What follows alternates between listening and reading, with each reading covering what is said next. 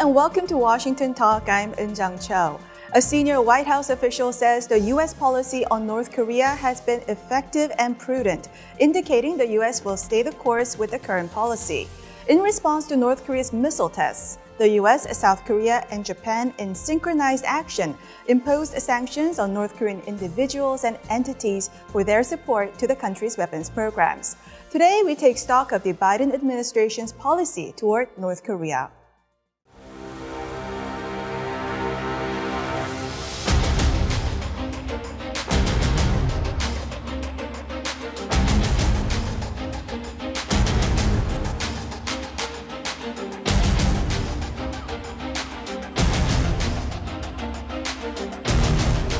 The ways in which we've been able to work together quite effectively, more effectively, I would argue, than at any point in recent memory on a trilateral basis.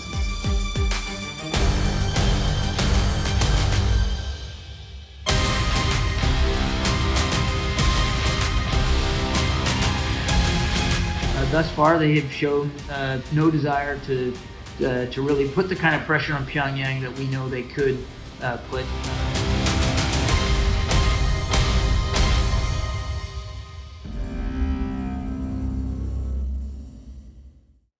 In the studio with me, Ambassador James Jeffrey, chair of the Middle East program at the Wilson Center. Ambassador Jeffrey was the special representative for Syria engagement and the special envoy for the global coalition to defeat ISIS. Ambassador Jeffrey also served as the deputy national security advisor and the U.S. ambassador to Iraq, Turkey, and to Albania.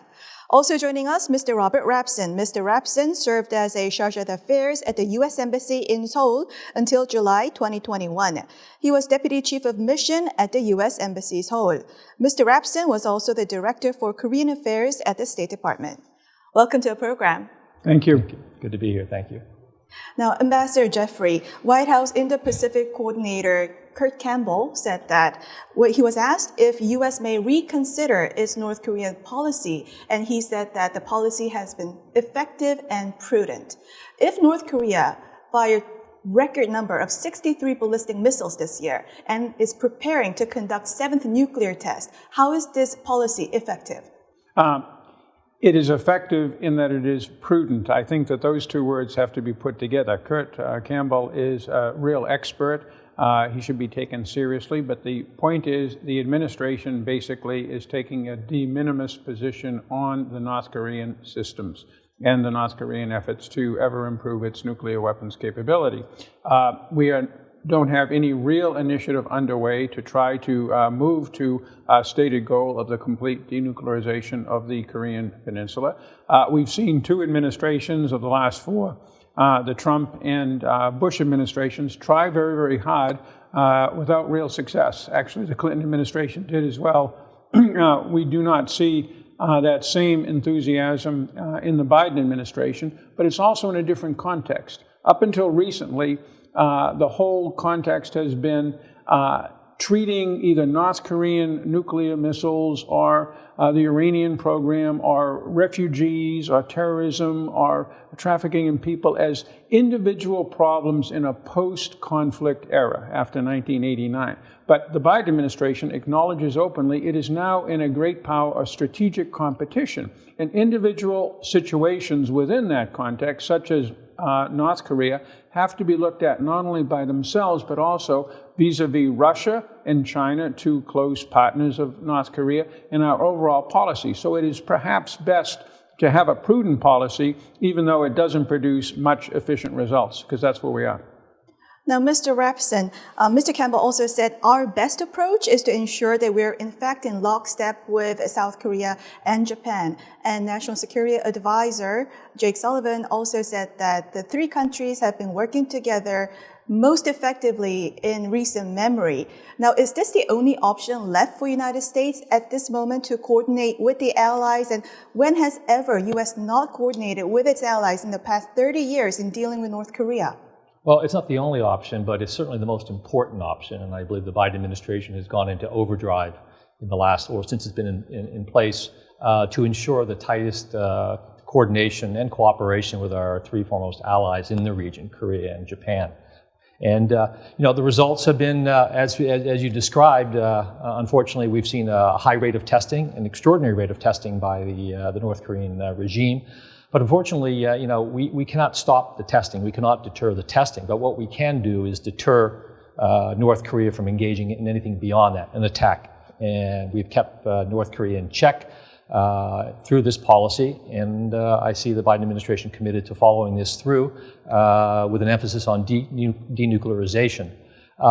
Denuclearization, of course, there are many assessments of its effectiveness, and right now you're hearing many academics and experts in the field talking about North Korea is not willing and will not denuclearize, so why proceed with this policy? And Mr. Rapson just talked about how we cannot stop North Korea from testing missiles, and Ambassador Jeffrey also talked about you don't see any initiatives coming from the Biden administration, and that's why there are calls within the Washington that there needs to be a change in the current course of the Biden administration's North Korea policy. And one of the ideas is to think of the unthinkable, accepting North Korea as a nuclear state.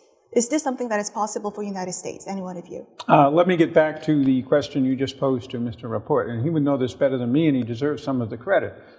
Compared to where we were in the Bush administration, the Biden administration has really worked hard to bring together Korea and Japan in a whole series of strategic issues and security issues that are important to all three countries, and that includes, but is not limited to, North Korea.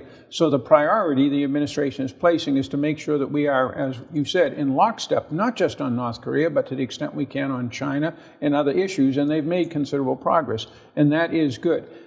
To consider alternatives opens a can of worms as to if you're going to yield on the goal of a totally denuclear peninsula and accept North Korea as a nuclear state, what does that say about nuclear weapons for Japan and South Korea? That is the concern, and that has implications far beyond North Korea, beginning with China, but not limited to that. So I'm just constantly thinking about what other things can be done. Ambassador Jeffrey, months before you became the special representative for Syria engagement, US, UK, and France shot 100 missiles on Syrian chemical weapons facility. And during the Trump administration, there were considerations of a bloody nose strike. So at this moment, a targeted surgical strike against North Korean nuclear facilities, is it still viable? It is viable only as a deterrent to some aggressive step beyond testing, as Mr. Rapport mentioned, that we need to deter because of the danger of a war breaking out. But short of that, no. And there's a reason for this that doesn't involve nuclear weapons. It involves the extraordinary artillery capabilities and short-range conventional missile systems that North Korea has, and its ability to rain those systems down on Seoul, not very far from the North Korean border. That is, a conventional retaliatory strike by North Korea is something we cannot prevent. We might be able to, although I doubt it, take out all of their nuclear missile and testing facilities. We certainly cannot take out tens of thousands of artillery pieces and rocket launchers, and that's the retaliatory threat that North Korea has long held over South Korea and thus over the United States. So no, I would rule out, just as the Trump administration did, any kind of bloody nose strike. Mm-hmm. If North Korea was about to attack South Korea, left of launch, would that be a point where U.S. could consider attacking North Korea? I think it could be. I don't have the latest insight into war plans, and if I did, I couldn't speak about them. But I would say that that would be a very real consideration, regardless of what the plans say, to strike first to avoid either a nuclear or a conventional Pearl Harbor. Again, I'm thinking about what other things we can do. And Ambassador John Bolton, the former National Security Advisor, was on Washington Talk in October, and he said that he doesn't anticipate diplomacy to ever end North Korea's nuclear program. And regime change is entirely possible, he said. And he also said it is even easier than a country like Iran because there's no need to find a replacement for Kim Jong-un, hereditary communist dictatorship. Now, the U.S., of course, wouldn't openly say we're seeking regime change in North Korea. That wouldn't be an official policy, but sending information into North Korea and then asking North Korea to improve its human rights record, wouldn't this in effect bring about same impact as seeking regime change? Well, certainly we don't have a policy advocating regime change for a variety of reasons, but if regime change did occur organically through infiltration or greater awareness among the population of what's really going on in the outside world, we certainly support that, and we have programs. I mean, your program here, Voice of America, broadcasts into North Korea, and if it helps open the eyes and expand the awareness of ordinary North Koreans, or even in particular elites who watch the program, then certainly we would support whatever happens organically. But for us to proactively advocate regime change has consequences for the South, for the region, that we have to take into consideration, let alone the possible devastation that would result if it did result in North Korea preemptively reaching out or lashing out with its nuclear arsenal. If I could jump in, I've worked closely with John Bolton, and he's never seen a problem that he doesn't feel can be solved by regime change. It's just that John, either in his time in the White House or elsewhere, has ever done a successful regime change. And I've been involved on the ground with some unsuccessful ones. It's not really a policy option. The complaining about North Korean human rights neither will produce regime change, nor is that the purpose of the administration. I'm even a bit more cynical than you are. I'm not so sure, and we see this with Russia and Ukraine, and even to a bit with Iran with the current protests. Administrations, unless they're really out to revolutionize the system, which is Bolton's position, but few others, almost are willing to live with the devil they know than the devil they don't know. There's a lot of effort. You do it here at VOA, the government does, and the Japanese and the South Koreans do, to understand Kim Jong-un and what makes him tick and his government tick. If that were to collapse with many dozens of nuclear weapons and delivery systems in the hands of who, Washington might be not very happy with that scenario. And the Chinese as well would be unhappy or uncertain about that situation with loose nukes, so-called loose nukes, out there in a country which does not have an active leadership. South Korean President Yoon Suk-yeol told his military officials to trust in the overwhelming nuclear power of our ally nation. Now, when you were the special representative for Syria, U.S. troops pulled out from Syria in 2019. 70% of South Koreans want to develop their own nuclear weapons. How can South Koreans trust in the overwhelming nuclear power of the United States to protect them? That's a good question, but first of all, a correction. President Trump ordered twice the withdrawal of U.S. troops from northeast Syria. They're still there.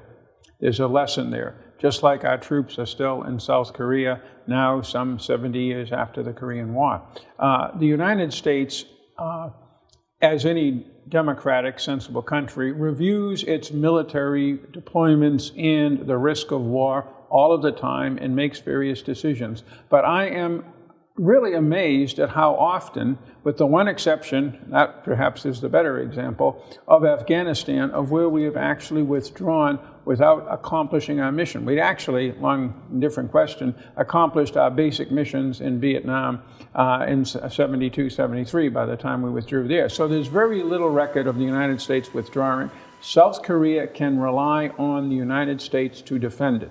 The issue, however, is once North Korea develops a real capability, and I don't think they're there yet, to bring nuclear-tipped ICBMs onto U.S. territory, you have a different dynamic in providing a nuclear cover for an allied state facing attack. We went through that in the Cold War with Europe. It required forward deployment of tactical nuclear weapons and other things. And so that may require some, I won't say tweaking, but adjustment to our overall posture if once we are convinced that North Korea does have the ICBM and warhead capability to overwhelm our limited but fairly effective missile defense system. Then there would be really time to talk with the South Koreans about possible North Korea adjustments. tested ICBMs 8 times this year, and many of them were successful. The degree to which they are successful and accurate,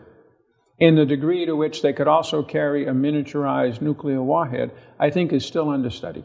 But they're moving in that direction. You're absolutely right. We are not going to avoid that day. I don't think that day has come yet. You know, this survey of the Korean public, which seems to suggest that the public overwhelmingly supports the acquisition of nuclear weapons, given that North Korea now has nuclear weapons.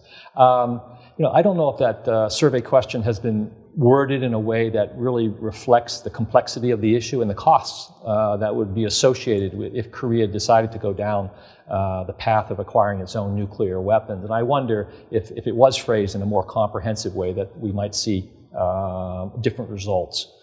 If indeed, in the question, would the nuclear acquisition be at the expense of the alliance? Because I think that's what's in play here. If South Korea went the nuclear route, it would put the alliance in a very awkward position, and it could unravel the alliance at some point. But again, looking at our experience over many decades in Europe, where I was a soldier dealing with these things, there are steps you can take to increase nuclear deterrence based upon the United States in the field, short of simply giving nuclear weapons to allies. We haven't done that to any of our allies in NATO, but we have taken a series of steps, some classified, some known to the public in terms of the NATO nuclear posture, that effectively deters the use of nuclear, even conventional strikes on our partners. But United States share nuclear with NATO.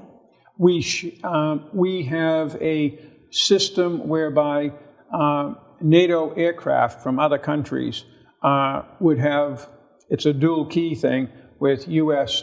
Nuclear weapons that they would deliver to targets in the case of a war. But that's short of, we don't give Germany a nuclear capability. Germany cooperates with us on the nuclear program. Why not South Korea? As I said, at some point that might be a halfway step, but that's very different than turning nuclear weapons over to South Korea or letting South Korea develop its own nuclear program. Like France says, that's different.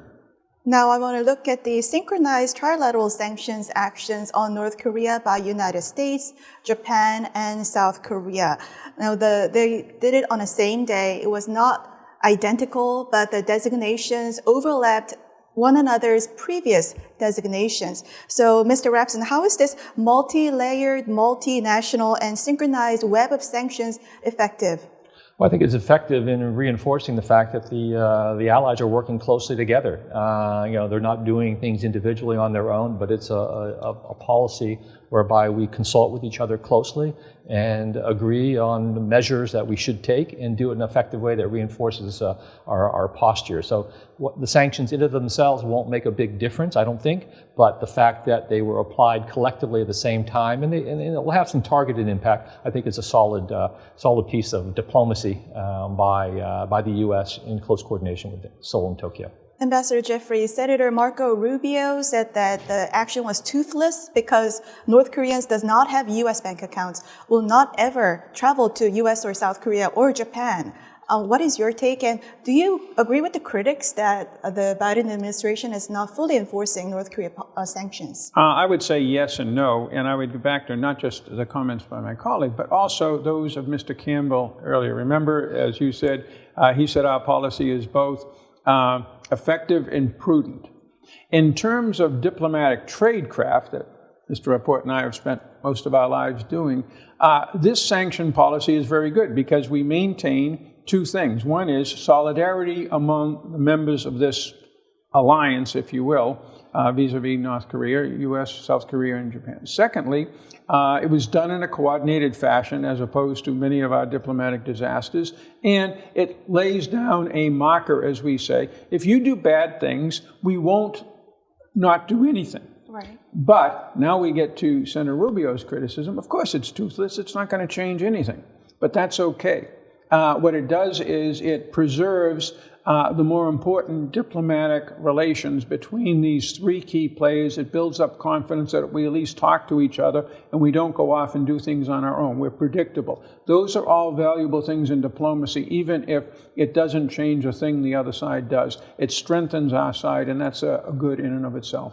Mr. Rapson, Ambassador Jeffrey just talked about how effective sanctions are, and we're now in a deadlock in negotiation with North Korea, and some observers say that we should give concession to North Korea. We should give sanctions relief to North Korea. Is that something that should be considered at this point? Well, that's a strategic decision, and the Biden administration has not made that, as opposed it. They said they are not going to bring incentives to bring North Korea back to the table, which means sanctions relief. So until someone at the most senior levels has crossed that policy threshold, we're going to maintain the course here. That is the strategic strategic question. Is there anything we should do, could do, will do to incentivize North Korea to come back to the table? And that's left us where we are, the status quo, deadlocked for now. And my concern is that as we go up in this escalatory cycle of testing and then countermeasures, defense drills, exercising, it builds a risk factor into the equation of miscalculation, given now North Korea has laid out a protocol for using its nuclear assets, a process by which even if the leader is gone or not able, there is a chain of command by which they can go ahead and deploy. So the risk factor has grown, and it's incumbent on certainly our side to be tightly in sync as to how we're going to jointly approach this. We can't afford to have any loose action in response to escalatory measures by the North. Recent comments from the U.S. officials, they criticized China for not doing much. NSC Strategic Communications Coordinator John Kirby says, thus far, they have shown no desire to really put the kind of pressure on North Korea. Admiral John Aquilino said China had no motivation to restrain any country, including North Korea, that was generating problems for the United States. So at this point, do you think the United States should exclude and not think about China in drawing up a strategy on North Korea? And should the U.S. go after China and punish China for not helping with North Korea? Okay, a couple of different questions there. First of all, to answer your last two, no, it shouldn't punish China, and yes, it cannot think about North Korea without thinking about China. But let's take the two comments by Kirby on the one hand and Admiral Aquilino on the other. That reflects, as I said at the beginning, a paradigm change in how we look at the world between 1989 and up to a few years ago and how we're looking at it now. Kirby is still pushing the buttons of where we were in 1997 in the Clinton administration or 2004 in the Bush administration and on, that the world has solved all of its big strategic problems. It just has to deal with all these individual problems, and everybody, including the Chinese, the Russians, have an interest in that. That's not any longer true. Admiral Aquilino gets it right. China sees itself in a global confrontation with the United States, not so much with the international order, that's a more complicated question, but certainly with the United States, and therefore the enemy of my enemy is my friend. That's what we're dealing with. The Admiral has it right. Kirby is just blowing smoke. He's a wonderful guy, but in this case he is. He's also an Admiral. Congressman Steve Chabot said to pressure China to use leverage on North Korea, we should explore at least talks with both South Korea and Japan about the countries having nuclear programs themselves. Will the prospect of a nuclear arms race in Northeast Asia somehow push China to be more helpful in North Korea issue? Well, that's a very slippery slope, opening up the Pandora's box if we engaged in discussion that led to a pathway or a U.S. endorsement of either Seoul and or Tokyo to pursue a nuclear path, and I think that's something we want to keep in the box. It's a tactic that really isn't ready for prime time, and we have much other business with the Chinese to take care of. But this is a consequence of the China factors. It's a consequence of our current relationship with China. There's collateral damage, and the Chinese transactional nature are not going to do us any favors. So we got to make it in their interest to work on North Korea as we've done in the past. And if we can put some pressure on them, shame them, in some fashion, as I think South Korea is doing and we're doing, sure, let's go down that path. But any expectation that we're going to coerce them and bring them back to the table to work on the table with North Korea, I don't think so. Well, that's all the time we have for today. Mr. Rapson, Ambassador Jeffrey, thank you very much for joining us. Thank you. Thank you. And thank you for watching. We'll be back here next week with U.S. experts to discuss the two Koreas and the region right here from Washington.